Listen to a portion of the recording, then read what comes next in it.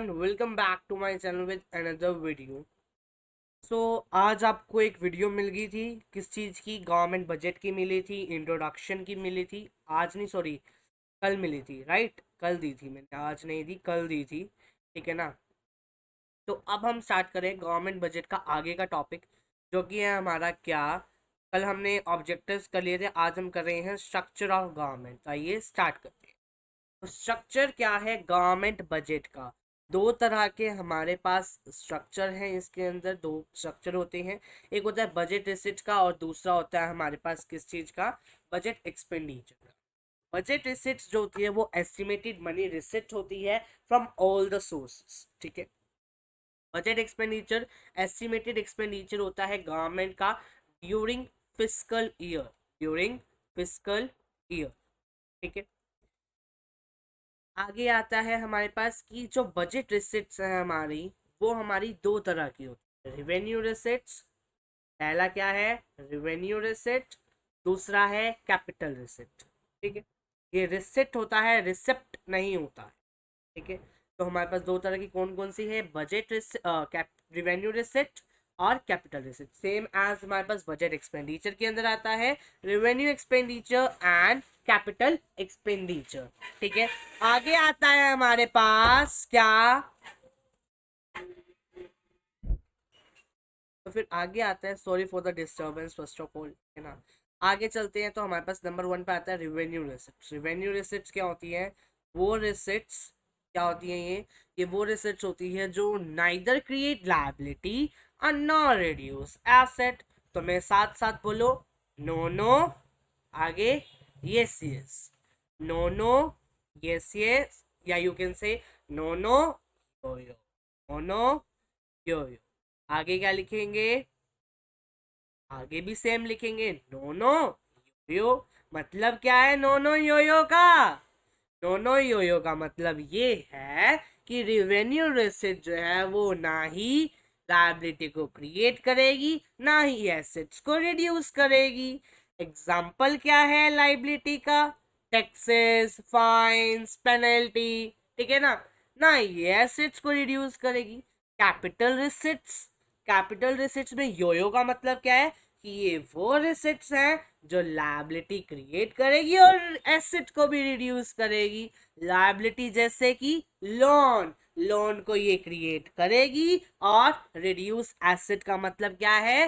कि ये dish investment को, यानी इन्वेस्टमेंट क्या होता है? जब हम इन्वेस्ट करते हैं, पैसे देते हैं।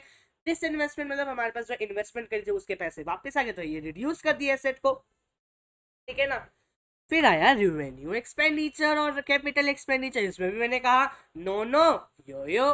नो नो का मतलब क्या है? मतलब वही है, बस इसमें हमने चेंज कर देना हल्का सा। क्या चेंज कर देना है? पहले हमने उसमें लिया था क्रिएट लायबिलिटी और रिड्यूस एसेट। अब इसमें करना क्या है? लायबिलिटी की जगह एसेट और एसेट की जगह लायबिलिटी। सर समझ नहीं आया। इसमें ये वो एक्सपेंडिचर्स होते हैं, ना ही वो एक्सपेंडिचर जो neither create asset nor reduce liability. जैसे कि old age pension, low and order. Old age pension क्या होती है? बूढ़ों की पेंशन। जो बूढ़े लोग होते हैं, ओल्ड एज के जो पीपल होते हैं, उनके घर पे ना पेंशन आती है। जैसे रेलवे की पेंशन होगी या कोई भी जॉब करते हैं तो उनकी पेंशन आती है। ठीक है ना? अगर किसी हस्बैंड की पेंशन आ रही है, वो उसकी डेथ हो जाती है, तो उनकी वाइफ को मिल जाएंगे। ठीक है ना? तो ओल्ड एज पेंशन ये हो। अब हमें तो इसके रिटर्न कुछ देना नहीं होता। अब ये वो एक्सपेंडिचर है जो ना ही एसेट्स को क्रिएट करते हैं, ना ही लायबिलिटी को रिड्यूस करते हैं। कैपिटल एक्सपेंडिचर में यो बोला था, इसका मतलब क्या कि वो रिसेट्स, सॉरी, वो एक्सपेंडिचर जो एसेट्स को क्रिएट करते हैं। एसेट्स क्रिएट करते हैं का मतलब क्या है? परचेज करना शेयर का, बिल्डिंग का। और रिड्यूस लायबिलिटी का मतलब क्या है? कि रीपेमेंट कर देना किस चीज की? लोन की। लोन की रीपेमेंट कर देना। आगे आता है रिवेन्यू रिसिप्ट। रिवेन्यू रिसिप्ट कौन से होते हैं? ना जो लायबिलिटी क्रिएट नहीं करते और ना ही एसेट को रिड्यूस करते। दो तरह के होते हैं हमारे पास receipts, tax receipt, non tax receipts. Tax receipts जैसे कि income tax, corporate tax, state duty, gift tax, custom duty, GST. GST तो हमारे पास अभी आया है ना, जब नरेंद्र मोदी जी आए हैं। जीएसटी क्या होता है? Goods and service tax. Non tax receipts जैसे कि fees, fines, penalty. Non tax का मतलब क्या है, इसमें टैक्स नहीं लगता। टैक्स रिसिट्स का मतलब क्या है, जिसपे टैक्स लगता है। ठीक है, अब टैक्स होता क्या है, ये कंपल्सरी पेमेंट होती है जो हम गवर्नमेंट को देते हैं, और ये कौन देता है, हाउस होल्ड देता है। हाउस होल्ड कौन होता है, आप लोग, मैं, ये सारे क्या है, हाउस होल्ड्स हैं। और अदर इंस्टीट्यूशनल यूनिट्स भी देती है गवर्नमेंट को। किसी फैक्ट्री है उसको टैक्स देना पड़ेगा, हर चीज को देना। कुछ होती है ऐसी चीजें जिन पे नहीं लगता टैक्स। ठीक है ना। आगे आता है, कितनी तरह के टैक्सेस होते हैं। सर टैक्सेस की भी टाइप्स होती हैं। हाँ, टैक्सेस के भी टाइप्स होते हैं। टैक्सेस के टाइप्स का मतलब क्या है, इसका मतलब ये है कि हमारे पास बहुत सारे तरह के टैक्स। और क्या बात होएगा, और क्या मतलब होएगा रे। तो टाइप्स ऑफ टैक्सेस पे थे, सॉरी वो स्लाइड चेंज हो गई थी, नॉन टैक्सेस पे आ गए थे हम। टाइप्स ऑफ टैक्सेस, 6 तरह के टैक्सेस होते हैं। Progressive, regressive, specific VAT, direct, indirect.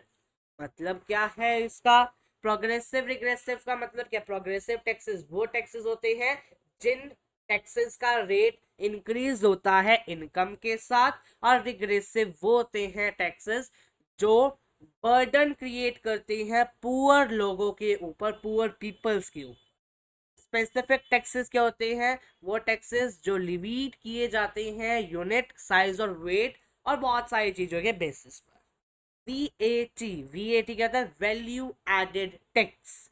ये तब इम्पोज किया जाता है, किसके ऊपर इम्पोज किया जाता है, वैल्यू एडेड के ऊपर, वो भी वेरियस स्टेजेस के ऊपर। आप नेशनल इनकम का चैप्टर पढ़ के आए थे, उसके अंदर आपने पढ़ा है कि वैल्यू एडेड क्या होता है।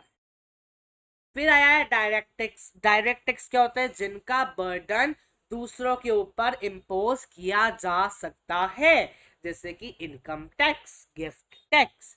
इनडायरेक्ट टैक्सेस वो होते हैं जिनका, सॉरी, डायरेक्ट टैक्स को हम बर्डन जो है वो दूसरों के ऊपर इम्पोज नहीं किया जा सकता। इनडायरेक्ट टैक्सेस वो इनडायरेक्ट टैक्सेस होते हैं जिनका बर्डन दूसरों के ऊपर शिफ्ट किया जा सकता है। आगे चले तो आया non tax receipts. Non tax receipts क्या होते हैं, जैसे कि फीस, फाइन्स, पेनल्टीज, ये मैंने बताया था ना आपको। तो फीस क्या होती है, वो पेमेंट जो हम गवर्नमेंट को कर रहे हैं, उन जो गवर्नमेंट हमें सर्विसेज प्रोवाइड कर रहा है उनके बदले, जैसे कि land registration, birth and death certificate, ये सारी चीज। Fines, payment made by law breakers, जो लॉ को ब्रेक कर देते हैं, कानून को तोड़ते हैं, उनके ऊपर फाइन लगाया जाता है। अब वो उसके अकॉर्डिंग होता है कि कौन सा लॉ तोड़ा उन्होंने, उसके हिसाब से उनके फाइन्स होते हैं। हजारों में भी जा सकते हैं, ये हो सकते हैं, क्या होते हैं। ई स्टेट क्या होता है, स्टेट क्या होता है, ये स्टेट क्या होता है, income which arises out of property left by the people without a legal higher. वो इनकम जो अराइज होती है, जो प्रॉपर्टी के ऊपर जो इनकम अराइज होती है उन पीपल के उन पीपल के थ्रू जिसका लीगल अधिकार है, नहीं है, सॉरी। ठीक है। स्पेशल असेसमेंट क्या होती है, वो पेमेंट जो ऑनर के थ्रू में की जाती है, बनाई जाती है, of those whose properties has appreciated, जिनकी प्रॉपर्टीज को अप्रिशिएट किया जाता है ड्यू टू गवर्नमेंट की वजह से। Income from public enterprise. Income from public enterprises का मतलब क्या है, वो इनकम जो हमें एंटरप्राइजेस से मिल रही है जो गवर्नमेंट ने ऑन कर रखी है, जैसे इंडियन रेलवे, इंडियन ऑयल, और बहुत सारी है ऐसे। ठीक है ना। Income from sale of spectrum. Spectrum क्या होते हैं, आजकल 4G का जमाना, अब तो 5G भी आने वाला है। तो income from sale of spectrum का मतलब क्या है, कि जैसे अब जियो है, एयरटेल है, वोडाफोन आइडिया है, BSNL है, ये सारी क्या करती है, अपने स्पेक्ट्रम्स को ना सेल करती है। इनसे जो इनकम हमें जनरेट होते हैं वो हमारे क्या है, नॉन टैक्स एसेट्स का एक सोर्स है।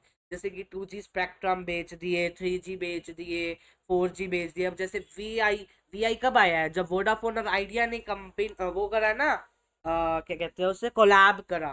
ठीक है ना, कोलैबोरेशन करा उन्होंने।